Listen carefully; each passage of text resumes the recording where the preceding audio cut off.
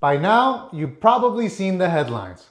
Florida just passed the biggest homestead exemption increase in the state's history, $250,000. Some people are calling it life-changing, others are criticizing it. And look, the numbers are real, the savings are real, but there's one piece of this story that I have not seen a single person cover. And it's the part that determines whether you actually get those savings or not, or whether you have to spend the next 5 years watching other people benefit while you pay pretty much full price in comparison. There is a deadline, and it's December 31st of this year, and after that date, the rules change completely. I'm Juan Iarussi. I've lived in South Florida since I moved here over 25 years ago, and I'm your go-to realtor with Compass covering South Florida from Fort Lauderdale to Miami and beyond.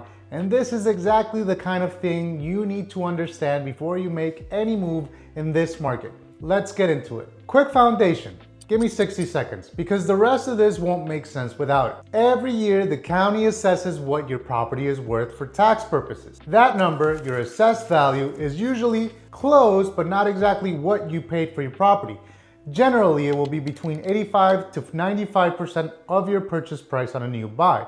You take that assessed value, you multiply it by your local tax rate, and that's your annual bill. In South Florida, you're looking at roughly 1.6 to 2% of your purchase price per year. On a $500,000 home, that's $8,000 to $10,000. Now, if this is your primary residence and you homestead it, Florida gives you two, let's call them rewards. First, you get a flat dollar exemption that you can subtract from your taxable value before your bill is calculated. Right now, that's $50,000.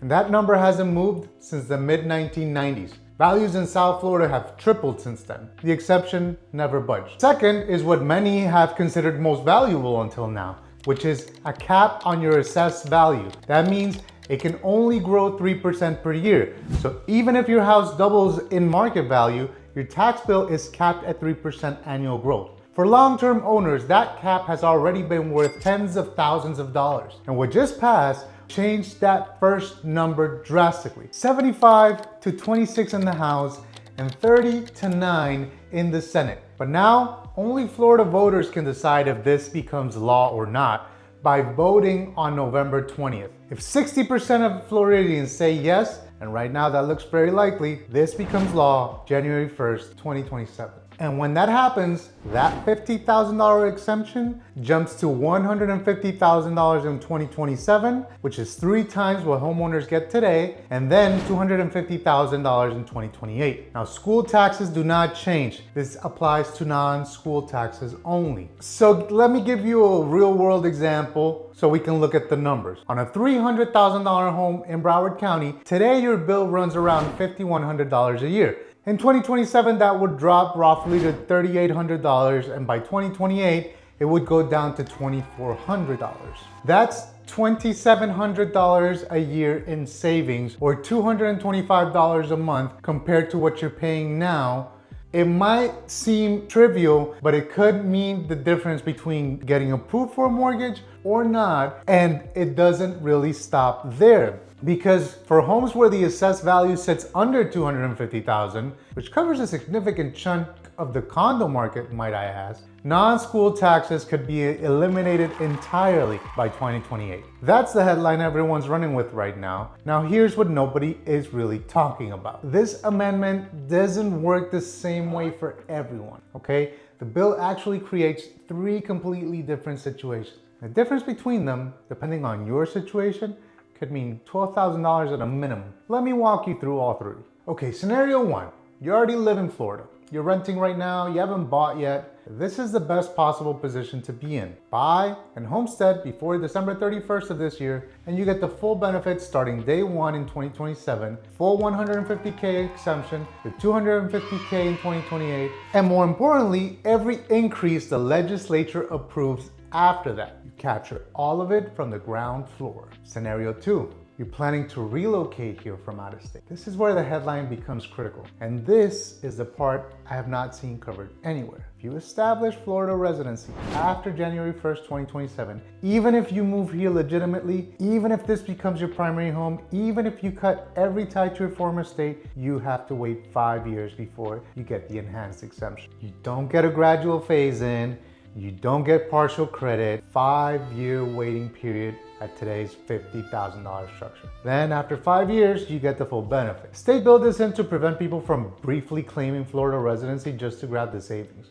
And I understand the intent, but for a genuine relocator, someone who's actually moving their family here permanently, the real world cost is significant. Someone who relocates and buys in December 2026 gets the full benefits starting January 1st, 2027. Someone who does the exact same thing January 2027, 1 month later, same house, same neighborhood, 5 years at the old rate before they see $1 of the enhanced exemption. On a $300,000 home, that gap is over $12,000 in additional taxes over those 5 years, at the minimum, because that's before the exemption climbs further after 2028, which I'll get to in a second.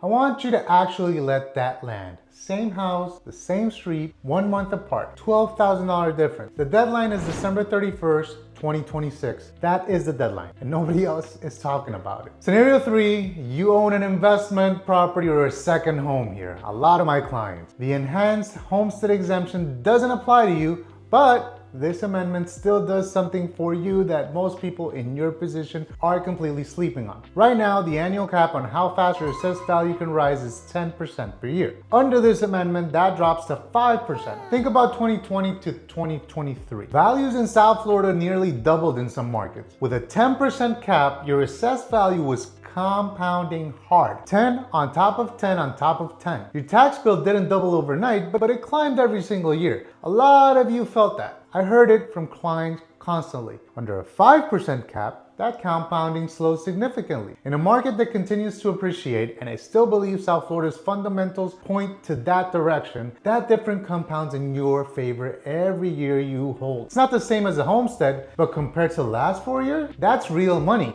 I mean, you're only 2% away from what homesteaders get, right? That 3% cap. Hey, really quickly, let me jump in here and say, if you already own a home and you have it homesteaded and you're wondering how much your exemption is going to improve, I want you to go to the website right here. I'll actually put the link in the description and you can get an estimate of what your savings are going to look like. And look, while $150,000 and $250,000 exemptions are great, which we'll get to in 2028, bill language actually says the exemption should continue on a path towards eliminating non-school homestead taxes entirely. It doesn't say it'll go up to $350,000 in 2029. It doesn't say $500,000. It just points toward elimination. So what happens in year 3? Nobody knows. I mean, maybe it goes to $350,000. Maybe the legislature pushes it to $500,000, which is what Governor DeSantis has been saying publicly. Maybe it holds at $250,000 for a few years before the next step. The legislation leaves that completely open right now. And here's the frame I want you to take from this. If you buy and homestead before December 31st, you're not just locking in 2027 and 2028. You're positioned for every increase that comes in after that, for as long as you own the home. In reality, that's the true potential savings. And you don't have to predict what year 3 is going to look like. You just have to be in. Think of the floor as $2,700 a year in savings starting in 2028. The ceiling, nobody knows yet. And the gap between that floor and the ceiling is your opportunity. So the big picture on timing, right now in a lot of South Florida price ranges and areas, it is a buyer's market. Inventory is up. Sellers are negotiating, you have leverage you have not had in 4 years. Now, you're layering in a property tax benefit that phases every year for the next 2 to 5 years and potentially longer. My sellers out there, you'll be happy to think this way, right? For a buyer who's been on the fence, this is the most tax favorable entry window this market has offered in a decade. And for anyone already in Florida renting, the clock towards December 31st is ticking. Let me be clear, if you already live in Florida and you are renting and you can prove that you have residency before the end of the year, you do not have to purchase before the end of the year for this to apply to you, for you to be able to gain this. But that doesn't change that everybody and their mother is going to be saying otherwise, because I already hear it. Everybody's saying the wrong thing. That stirs up things and causes the market to move. And when the market moves, it doesn't matter what the truth is, it's what people are saying that really catches on. However, there are already people relocating here for whatever reason, because their job moved here, because taxes increased in certain areas like New York or California. For whatever reason, they were already planning on moving here. Now they hear this, let's just pull the trigger. Let's not take any chances. What if they say this? What if they say that? Let's just buy the house. Let's apply for homestead and call it a day. These people are probably coming liquid, cash heavy, because they're selling their place back home, moving here full time, getting a nicer place. Now South Florida is not a transient sort of vacation destination place anymore. It's becoming more of a first home basis for people. We're even seeing people from California. Californians were never part of our buyer base. Our buyer base has historically been South Americans, New Yorkers, Canadians, second home destination, third home destination. But now we're seeing a mass exodus of billionaires coming over. Alex Karp from Palantir, Larry Page and Sergey Brin from Google, Mark Zuckerberg. It's rumored that Elon Musk is looking around in Miami. So first come the billionaires, then come the millionaires, then everybody else tries to get in, and it's not gonna look good.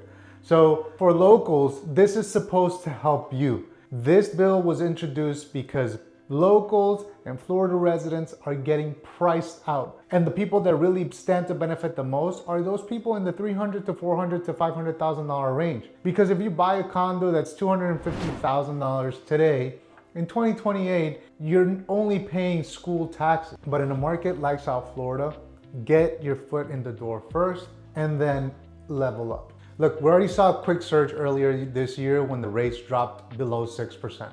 And right now the rates are higher because of the geopolitical climate, not because of the fundamentals. So it's not a if, but when the rates drop later this year, the market will shift.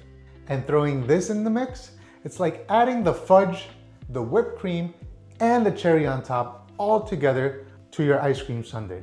And who would eat an ice cream sundae without any of those? Look, this has real potential to cause real change. Savings are real, the timing is everything. And the window for getting in at the best possible time closes December 31st of this year, not 2028, this year. If you found this useful, please go ahead and subscribe. This is a growing channel. I cover every market shift monthly, showcase some of the best projects and neighborhoods to consider in South Florida on this channel. And if you're thinking about making a move, reach out. You can schedule a time directly on my calendar link in the description, and I will run the real numbers for your specific situation. The call is free. The information is what you need before you decide. Thank you so much for watching. Stay sharp, stay informed, stay ready, and I'll see you on the next one.